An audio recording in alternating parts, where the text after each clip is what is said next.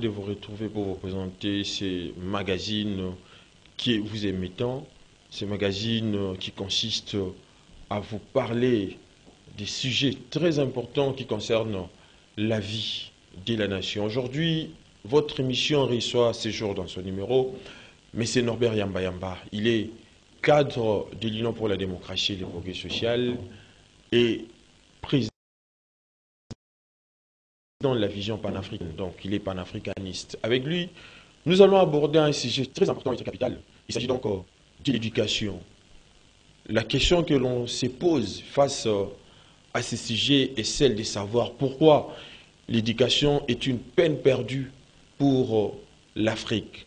Comme vous le savez, l'éducation constitue le socle même du développement d'une nation, mais malheureusement, cette réalité n'est pas prise au sérieux par les dirigeants, mais aussi et surtout par celles qui sont censées être éduquées. Mais en vue de pallier aux insuffisances et aux dysfonctionnements dont souffre son système éducatif, la République démocratique du Congo a engagé des réformes visant notamment à réduire les inégalités d'opportunités de scolarisation, filles, autres enfants d'avantagés, améliorer également le résultat d'apprentissage, optimiser la gestion du système, ainsi les réformes ou plusieurs réformes sont engagées en vue de pallier à cette situation. Mais malgré tout cela, l'éducation est toujours au rabais en Afrique en général et en République démocratique du Congo en particulier. Voilà la question fondamentale que notre invité est donc censé de répondre. Bonsoir, M. Norbert Yamba Yamba. Bonsoir. Bonsoir. Merci pour l'invitation. Pourquoi l'éducation est une peine perdue en Afrique? Merci, Edi Kabea, d'abord pour l'opportunité que vous m'offrez de manière à débattre sur cette question qui reste d'actualité, hein, parce que jusqu'à preuve du contraire, j'ai comme l'impression qu'on n'a pas encore trouvé de solution. C'est comme ça que la question revient de temps en temps. Et vous savez que le XXIe siècle est censé être le siècle africain. Tous les chercheurs aujourd'hui, j'allais dire même tous les politiques sensés, font un petit effort pour se poser une série de questions. Qu'est-ce qui explique que jusqu'aujourd'hui, l'Afrique ne change pas? Qu'est-ce qui explique qu'on a autant de diplômés dans nos universités? Et puis bon, la situation ne change pas. Qu'est-ce qui explique que chaque année, on augmente le nombre d'écoles? La situation ne change pas. Alors maintenant, dans la recherche d'une solution globale, c'est très clair qu'il a été identifié qu'il y a eu trois éléments qui ont pratiquement neutralisé, désintégré, désarticulé l'Afrique. Le premier élément, c'est donc la religion. La religion a anéanti la spiritualité africaine qui aurait pu servir véritablement de génie propre pour booster les réformes, booster les alternatives, booster les transformations nécessaires à la production des richesses. Deuxième élément, c'est donc l'éducation. Quelle éducation nous recevons? Quelle est la qualité de cette éducation? Quelle est la plus-value de cette éducation? Quelle est la valeur ajoutée? Et quel est le résultat que nous donne cette éducation? Et troisième élément qui nous a infantilisés, c'est le système politique. Nous utilisons quel système politique? La politique telle qu'elle est laissée par nos ancêtres, en termes d'héritage traditionnel, ou c'est une politique importée? Et ça vient d'où? Et pour quelle opportunité? Pour quel but? Pour quel résultat? Ce sont ces questions-là qui, aujourd'hui, font l'objet de beaucoup de discussions dans beaucoup de cercles. Aujourd'hui, certainement que vous avez choisi l'éducation, vous avez l'air d'affirmer que c'est une peine perdue, et je vous dirais même que vous pouvez ne pas être loin de la réalité. Tout simplement parce que l'éducation a toujours aidé l'homme, a toujours aidé l'enfant, les citoyens, à mieux connaître sa société, à être utile dans sa société et à transformer sa société parce qu'il a la connaissance de sa société. Seule l'éducation peut maintenir ou stabiliser l'identité d'un peuple. Oui. L'éducation peut aider à chaque citoyen de comprendre les réalités visibles et invisibles. Malheureusement, on a mis en place plusieurs systèmes éducatifs, que ce soit l'éducation formelle, on a construit des écoles, vous savez, que ce soit école primaire, maternelle, primaire, secondaire, jusqu'à l'université. Chaque année, on produit des millions d'universitaires ou de non-universitaires. On a mis en place l'éducation non formelle. On a dit, ceux qui n'ont pas été à l'université, qui veulent se spécialiser dans tel ou tel domaine, voilà, mettons des centres de formation accélérés, etc. Ces centres existent. Mais écoutez, où est-ce qu'on en est avec le résultat? Il y a aussi l'éducation informelle qui est liée à la lecture personnelle, au suivi des télévisions, de la presse de manière générale, de voyages, compagnie, etc. Toutes ces informations informelles que nous recevons, etc. Aujourd'hui, à l'ère des réseaux sociaux, les gens sont suffisamment informés. Il y a un autre type d'éducation, c'est qu'on appelle l'éducation ésotérique, ou l'éducation philosophique, mystique, qui est fondamentalement une éducation qui relève de la spiritualité. Cette éducation n'est pas connue, elle est mystique, elle est pratiquement invisible, elle est occulte. Et donc, nous connaissons naturellement l'éducation formelle, l'éducation non formelle, l'éducation informelle. Mais il reste l'éducation occulte, qui n'est pas enseignée chez nous, et qui, visiblement, si cette éducation existe, ça vient véritablement de l'extérieur. Alors maintenant, à combiner les différentes éducations, on estime que, bon, ces types d'éducation ne sont pas fondamentalement, ne relèvent pas de notre héritage traditionnel. Oui. Ce sont le type d'éducation venus de l'extérieur, notamment de l'Occident, et qui avaient pour but de nous infantiliser.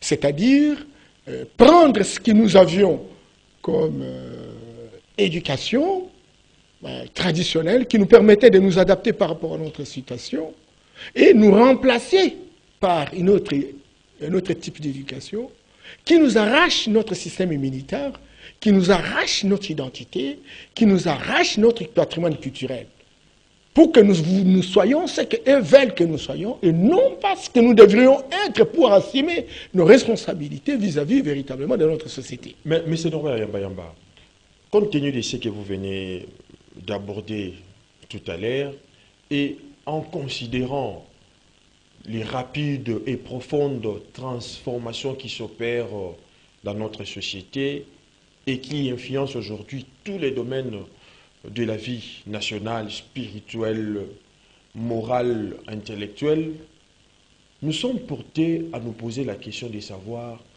quel avenir pour nos enfants, nos églises, nos sociétés et nos familles. Non, mais tout citoyen, tout enfant, fille ou garçon, ne devient utile dans sa société que lorsque elle connaît ou il connaît bien cette société et il travaille pour transformer cette société. Or, l'éducation traditionnelle a permis naturellement qu'on puisse avoir des résultats. L'éducation d'aujourd'hui, qui est fondamentalement importée, ça fait partie des pièges de l'Occident qui nous a ramené un autre paradigme, un autre système de valeurs, une autre vision du monde qui n'est pas le nôtre.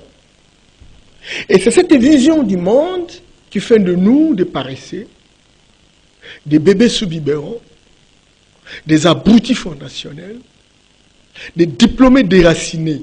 Mais quand vous parlez de la vision du monde, selon la vision du monde Muntu de l'Africain, ou bien tu fais allusion à la vision du monde occidental? L'éducation que nous avons reçue, qui est une éducation importée, est fondamentalement et relève de la vision occidentale. Et cette vision occidentale est fondamentalement hérocentrique, centrée sur l'Europe, centrée sur l'Occident. Tout ce que nous pouvons faire ici ne doit servir que l'Occident. Tous les intellectuels qui sont ici, on ne sait pas s'il faut les appeler intellectuels, des instruits ou des diplômés acculturés, disait Modibo Keïta, ne peuvent servir que l'Occident. Pourquoi? Simplement parce que l'Occident a trouvé un terrain fertile où même des graines pourries germent bien. Il nous donne sa culture que nous ne serons pas en mesure de maîtriser de fond en comble parce que nous n'avons pas la fondation pour ça. Et donc, nous devenons des petits robots qui doivent travailler pour l'Occident. L'éducation que nous recevons, c'est une éducation qui vient d'ailleurs, pour laquelle nous sommes en train de grimper sur les idées des autres. Nous n'avons pas des pieds sur terre. Un arbre, fut-il un baobab, sans racines, il tombe. Donc l'éducation que nous recevons, c'est une éducation perroquin. Un perroquin récitant, nous répétons.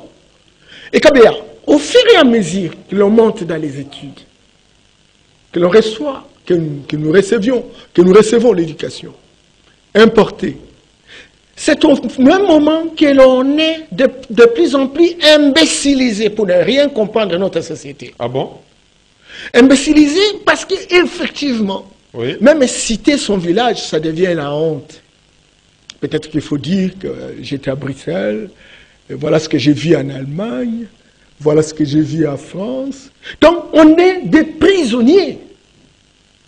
Or, quand vous prenez la situation, la culture française, fondamentalement judéo-chrétienne, ce n'est pas la culture dans nos villages.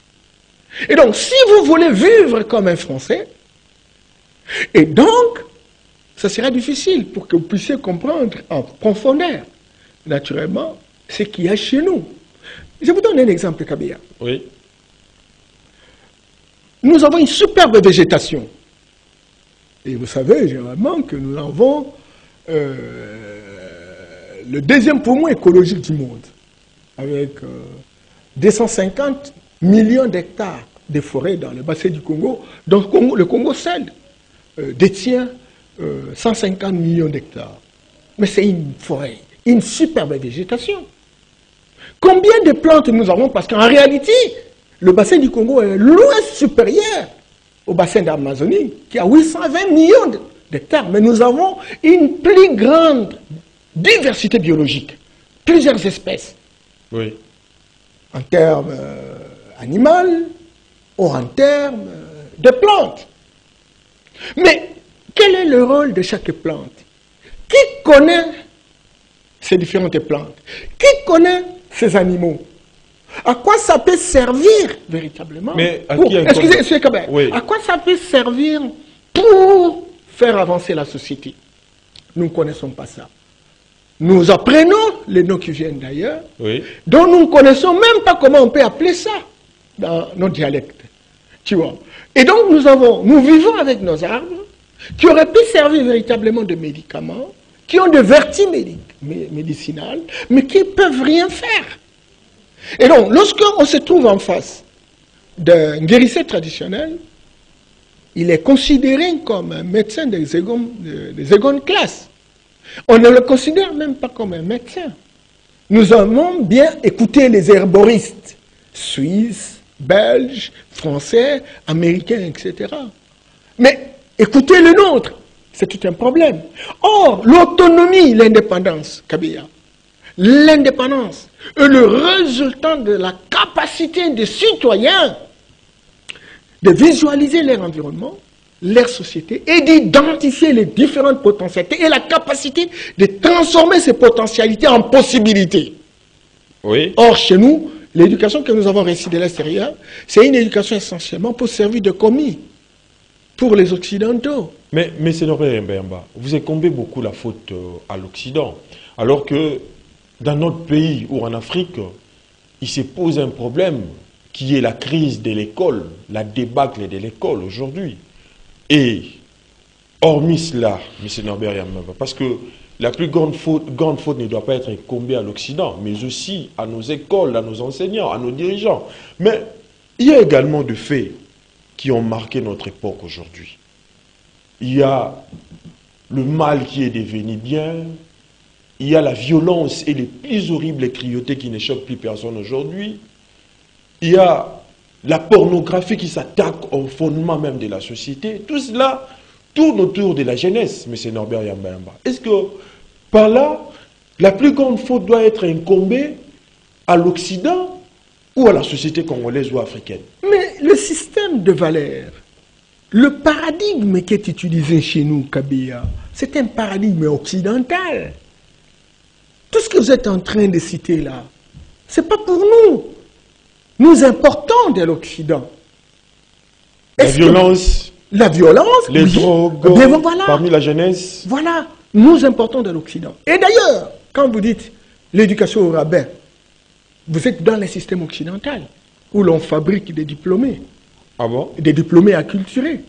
Et il faut quoi à la place? Eh bien, écoute, il faut une éducation qui relève véritablement des enseignements traditionnels. Et ces enseignements traditionnels doivent être scientifisés, doivent être modernisés, doivent être théorisés. Et ce sont ces enseignements-là qu'il faut enseigner à l'école. Lorsque vous êtes à l'Équateur, il y a un territoire qui est tout proche de Mbandaka.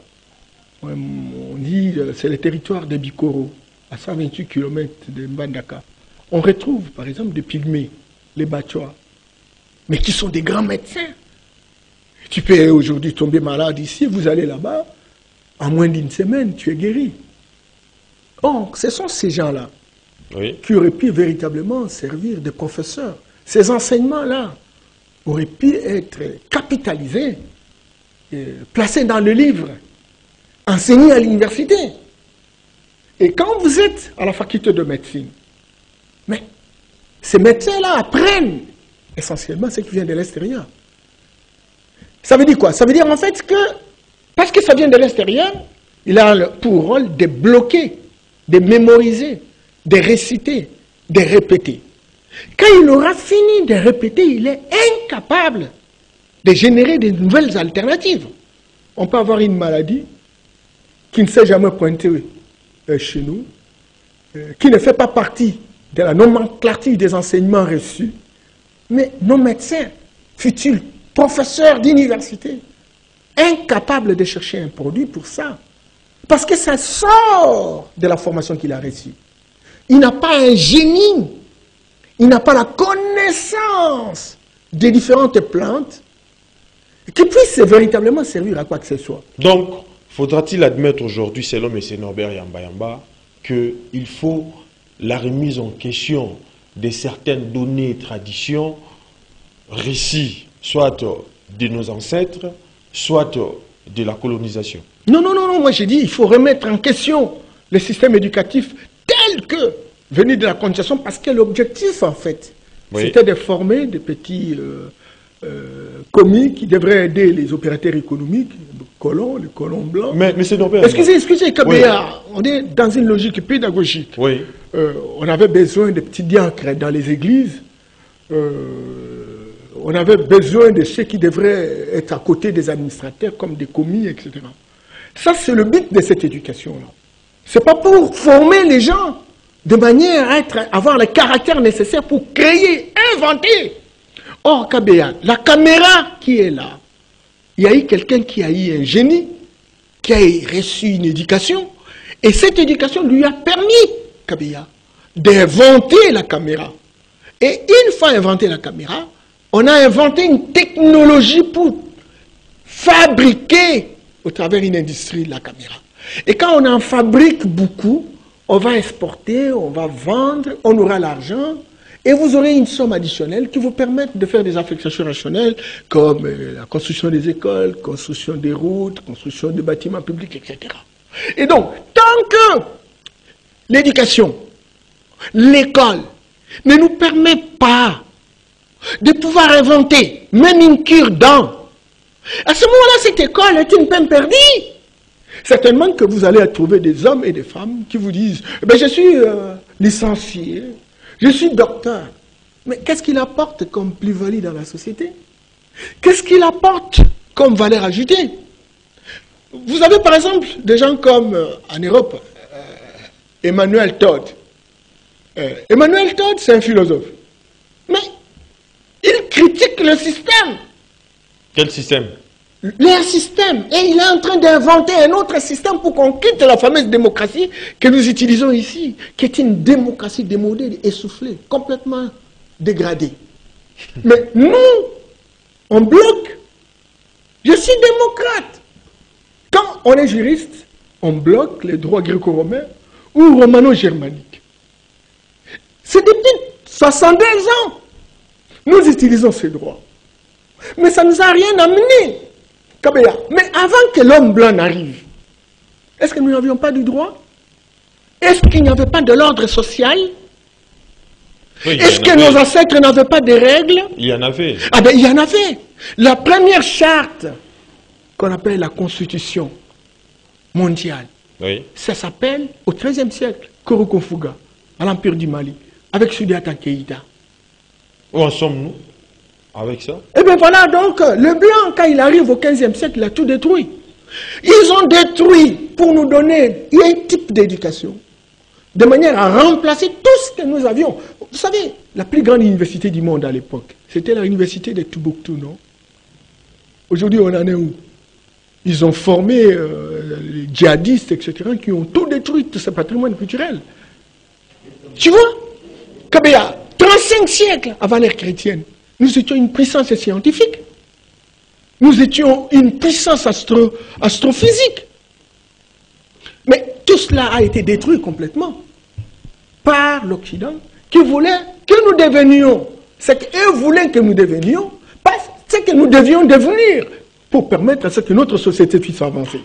Lorsque vous regardez, Kabila, l'éducation formelle, notamment les écoles, les universités, etc. Oh, pas de réforme. L'efficacité d'un ministre, par exemple, de l'éducation, c'est savoir proclamer les résultats des examens d'État au mois de juillet. Seulement. Alors, il n'y a pas de réforme. Mais, il n'y a pas de conclave. Oui. Pour revenir revisiter les contenus. Le président de la République s'est battu pour permettre aux enfants d'avoir accès à l'école. Aujourd'hui, on est au-delà de 6 millions d'enfants avec la gratuité. Et alors, ces enfants-là, ils vont sortir de l'école primaire. Beaucoup, il y a un taux de déperdition très élevé. Et ces enfants qui terminent l'école primaire, ils ont quel contenu d'enseignement et qu'est-ce qu'ils peuvent faire dans la société?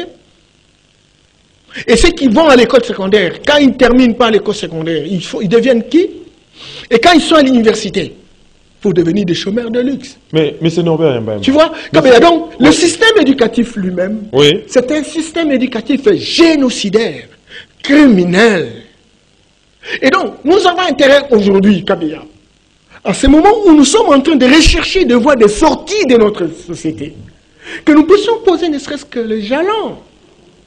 Aujourd'hui, lorsque vous avez un prof pour montrer qu'il est hyper efficace, hyper intelligent, il va vous citer, s'il est sociologue, Balandier, etc., s'il est politologue, Bertrand, il va vous citer, il va vous citer, il va vous citer. Alors pour faire quoi? Ces gens ont réfléchi dans leur contexte. Ces gens ont réfléchi dans leur culture. Oui. Ces gens ont réfléchi pour un peuple bien déterminé. Et vous prenez ça, vous venez chez nous. Mais c'est Noba Mba. Vous ne voyez pas que dans un monde globalisé comme le nôtre, le bilan devient, je dirais, de plus en plus très lourd. Car aujourd'hui, la jeunesse n'a plus de repères. La jeunesse congolaise surtout n'a plus des modèles. Ils sont aujourd'hui des jeunes qui ne savent aujourd'hui à quel sein se vouer face à la situation qui prévaut pour leur éducation. Mais maintenant, M. Norbert Yamba, face à une telle situation, parce qu'on assiste à plusieurs problèmes dans la société congolaise, surtout parmi la jeunesse. Il y a la délinquance juvénile qui bat son plein. Il y a également l'éducation au niveau de la famille. Tout cela, la faute doit toujours être incombée par l'Occident. Et puis, M. Norbert Yamba, vous oubliez, quand vous jetez du discrédit à l'Occident, vous oubliez aussi que la colonisation est venue nous surprendre dans un état de décomposition politique. Il a fallu du temps pour que cette éducation soit une réalité de bien-être pour la société congolaise et africaine, M. Norbert Yamba. Mais, Kabeya, ça fait longtemps que nous traitons avec toi ce sujet ici. Il faut sortir du ghetto d'aliénation complet. Pourquoi? Kabeya, le système éducatif lui-même, oui. Le paradigme que vous évoquez, c'est un paradigme occidental avec ses conséquences. La délinquance juvénile, etc. Mais interrogez nos ancêtres, interrogez nos héritages traditionnels. On va vous dire qu'à l'époque, vous êtes enfant, on vous initie, on vous amène en forêt, on vous donne les lois de la nature. Parce que les premiers scientifiques sont des naturalistes. Et ces lois de la nature vont consolider la conviction de l'enfant. Il va éviter d'être délinquant. Il va éviter d'être voleur. Mais justement, M. Norbert Yamba, face à une telle réalité, vous ne voyez pas que la plus grande faute incombe aux parents? Cela est dû peut-être à la délinquance parentale qui n'ont pas pu tenir compte de tout ce que vous venez d'évoquer. Kabeya, c'est le contenu de l'éducation, Kabeya. Moi, je suis en train de vous dire, est-ce que c'est votre faute, votre enfant là, que vous envoyez à l'école belge ou à l'école française, où vous ne voulez même plus qu'il parle le lingala. Et quand il parle lingala, vous pouvez même le fouetter. Tu vois là, tu peux le fouetter parce qu'il parle lingala. Et vous estimez que lorsqu'il parle français, donc vous êtes civilisé. La langue des autres, Kabeya. C'est cette imbécilité-là. C'est cette imbécilité-là qu'il faut arrêter. Kabeya. La langue d'un peuple, c'est le système immunitaire. C'est ce système immunitaire qui reproduit l'identité, le réflexe d'une société, d'un peuple.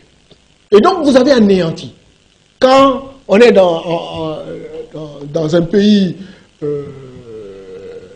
qui parle le portugais, donc les enfants doivent parler le portugais. Quand on est dans un pays... on parle l'anglais. Anglais, etc. Oui. Et regardez, allez au Kenya, oui. Allez au Nigeria. Quand tu quittes tu atterris, tu vas voir des grands panneaux. Est-ce que quelqu'un me suit? Oui, oui. Et ces panneaux-là, c'est écrit, hein, CNN, BBC. Quand tu es chez nous, là, France 24, tu es au Gabon, RFI, etc. Voilà. Donc, on est dans la publicité des autres. Nous croyons que les autres ont un idéal civilisationnel. Et donc, il n'y a que la civilisation des autres qui peut nous aider. Or, c'est faux, Kabeya. Et ça, je vous ai toujours dit que même parmi leurs savants disent qu'il n'y a pas une civilisation universelle, Kabeya. Et chaque peuple a sa civilisation. Les Chinois n'ont pas suivi l'Occident pour être ce qu'ils sont. Les Indiens n'ont pas suivi l'Occident. À l'université indienne, on apprend les plantes médicinales indiennes. En Chine, ils ont leur propre médecine, Kabeya. En Corée, pour être ministre de recherche scientifique, il faut être un sorcier. Le sorcier, ce n'est pas celui qui tue. Même Jésus lui-même, c'était un sorcier. Parce qu'il a utilisé des techniques et des pratiques occultes pour faire du bien. Vous vous rappelez comment il a transformé le pain, le poisson? Mais c'est une magie. C'est magique. Oh, mais c'est Norbert Yamba. Oh là là. Pourquoi cette perfection des valeurs chrétiennes comme ça? Non, non, Mais c'est quelqu'un qui est en train de penser. Kabila, le grand malheur, c'est que vous êtes tous distraits par la musique, par la politique politicienne, par la danse, le théâtre, et vous ne voulez plus que quelqu'un puisse justement réfléchir. Et quelqu'un qui réfléchit comme ça, on le trouve d'un homme fou, et dans un monde de fous qui s'ignorent. Mais ce que Jésus a fait, ce n'est pas un miracle spirituel ou de la magie. Mais il a utilisé une puissance que toi, tu n'as aucun contrôle. C'est une puissance occulte pour réaliser quelque chose de positif. Ça s'appelle la sorcellerie. Mais tout cela a été pourvu pour les chrétiens. Jésus-Christ, voilà le Jésus-Christ, type. s'il vous plaît, monsieur Norbert Yamba, Jésus-Christ est mort pour libérer les peuples par un plan de la rédemption, qui du reste nous donne beaucoup de possibilités, entre autres la guérison divine que Dieu a pourvue pour notre génération, la transformation de notre société, qui du reste les gens ne veulent même pas en tenir compte. Mais toi, tu es chrétien depuis plusieurs années, toi, ta société est transformée. Mais si tu as vu ta société transformée. Si seulement si, je dois respecter à la lettre le principe. Mais il y a tout le monde établi. Ici. Il y a plus de 10 000 églises ici. Est-ce que, allez en Europe, vous allez trouver même des églises là. Ils sont combien ceux qui respectent ce principe? On a fait un sondage en Europe, en France. 51% personne ne croit en Dieu. Et c'est alors, mais, non, un geste à soutenir. Attention, parce que tu dis que non, il faut croire. Je suis en train de te dire que nous avons manqué des choses importantes qui auraient pu nous aider à avancer. Quelles sont ces choses, M. Norbert Yamba? Quelles sont ces choses, justement? Mais je vous ai dit, la spiritualité, l'esprit de Dieu incarné dans le corps humain.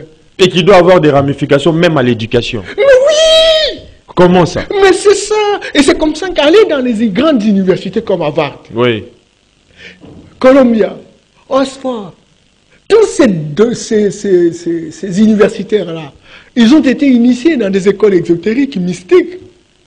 Ils sont parfois des maçons, ils sont rosicruciens, ils sont tempéliers, sont dans les Leurs Club, dans les ils sont rotariens, etc.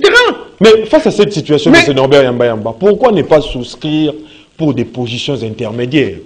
Parce que si on doit tenir compte de la pratique occidentale, cela n'apporte aucun développement. Et quelle est la position intermédiaire? Et s'il faut tenir compte de ce que vous venez de vous évoquer souvent, il n'y a aucune évolution concrète. Pourquoi ne pas être au milieu? Mais au milieu quoi? Au milieu quoi? Qu'est-ce qu'on prend le milieu? Pour ne rien prendre, en fait. Et bien voilà, rejeter en moule tout ce qui se passe et chercher, parce qu'on a parlé de la remise en question. Faire la remise en question de toutes choses, enfin d'accéder aux autres exploits. On rejette celui de l'Occident. Mais nous devons fouiner dans nos héritages traditionnels, s'il n'y en avait pas. Les gens comme Imhotep, c'était les plus grands savants, inégalables jusqu'à ce jour. Et Imhotep a formé ce qu'on appelle aujourd'hui Hippocrate, qui est devenu le père de la médecine moderne. Mais il a été formé en Égypte antique par Imhotep. Tu vois? Des gens, par exemple, comme Pythagore, Thalès, etc., qui sont de propriétaires aujourd'hui des théorèmes de Pythagore et de Thalès. Mais ils ont été formés en Égypte par Yamesso. Donc, si nous estimons qu'il y a des écoles ésotériques, une éducation ésotérique occidentale, c'est que nous aussi, nous avons cette éducation. Pourquoi nous ne pouvons pas finir? Non. Il y a beaucoup de frères aujourd'hui qui réfléchissent pour la création des écoles ésotériques africaines. Des gens comme de Kovi Gomez sont en train d'y travailler. Comme Norbert Yamba. J'y crois. Oui. Même le président béninois, Patrice Talon, il croit ça. Il va disponibiliser un grand espace pour que nous fassions le pèlerinage comme les Arabes vont à la Mecque, comme les Européens vont au Vatican, comme les Israélites vont en Israël. Tu vois? Oh, un seul peuple qui, lorsqu'on va au Vatican, il est là avec sa Bible vers le Vatican. La situation ne change pas. Lorsqu'on va vers la Mecque, une histoire des Arabes, ils vont là. Je suis musulman, etc. Alors maintenant, cette éducation-là... Mais les consuls de Nicéa produisent ces résultats. Que voulez-vous, M. Norbert Yamba? Quel est le résultat? Mais c'est ce qui fait que tous ces gens-là ne croient qu'à la Bible.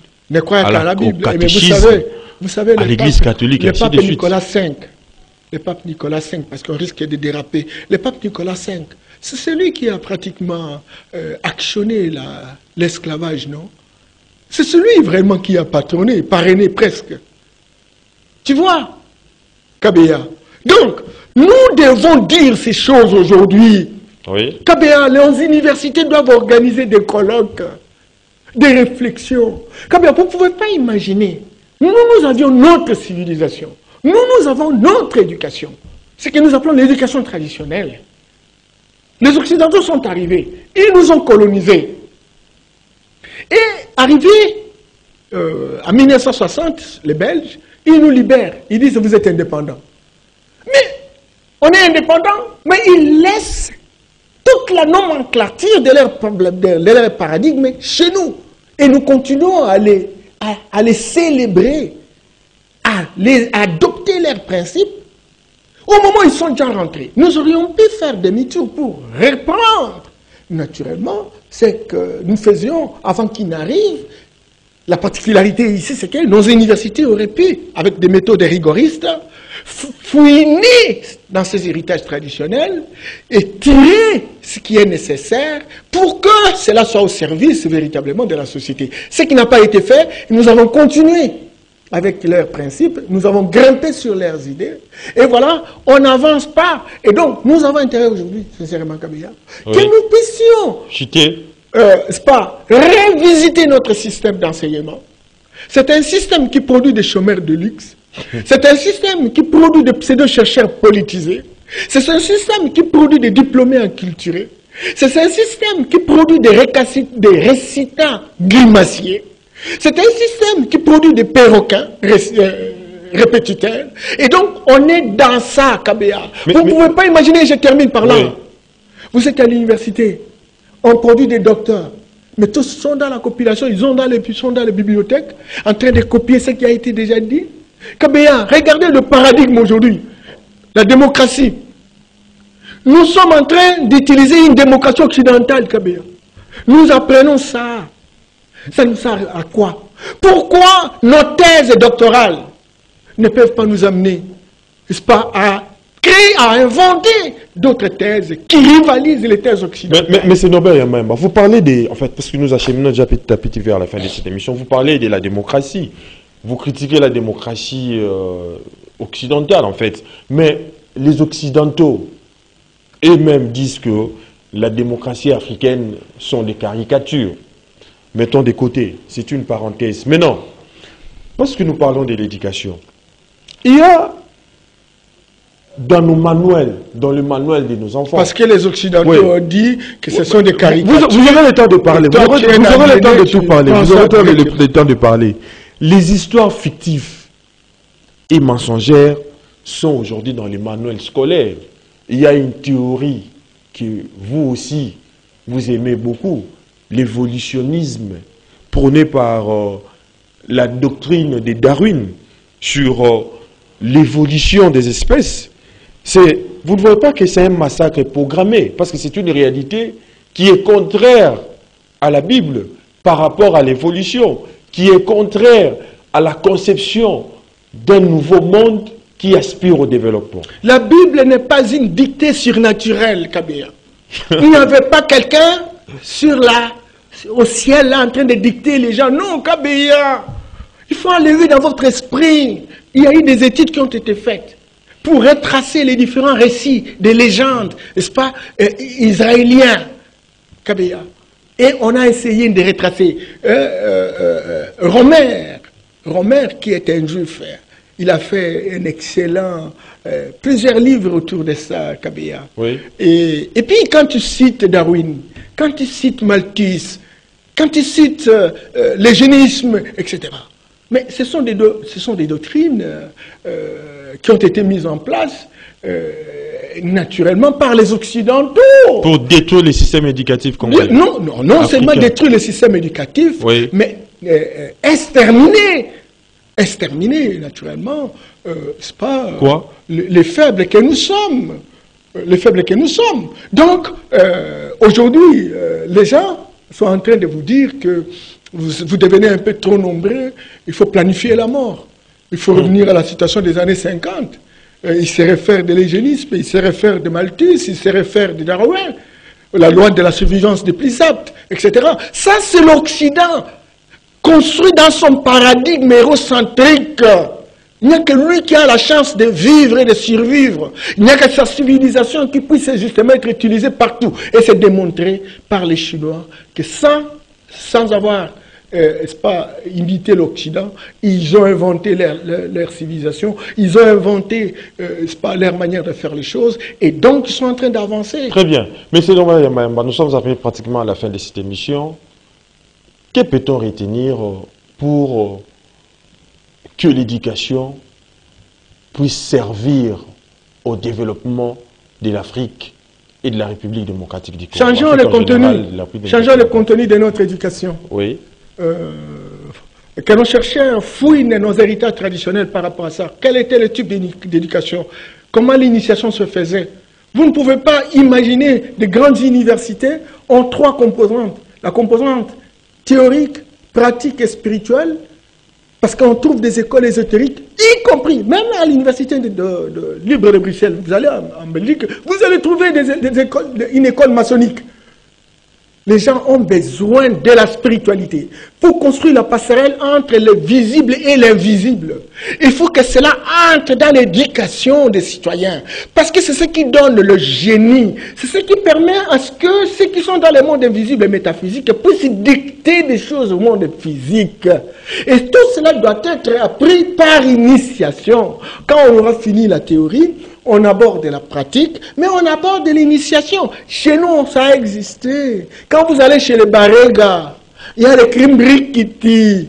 On initie les enfants en forêt pour leur montrer, leur ouvrir les yeux, de manière qu'ils soient inspirés par la société.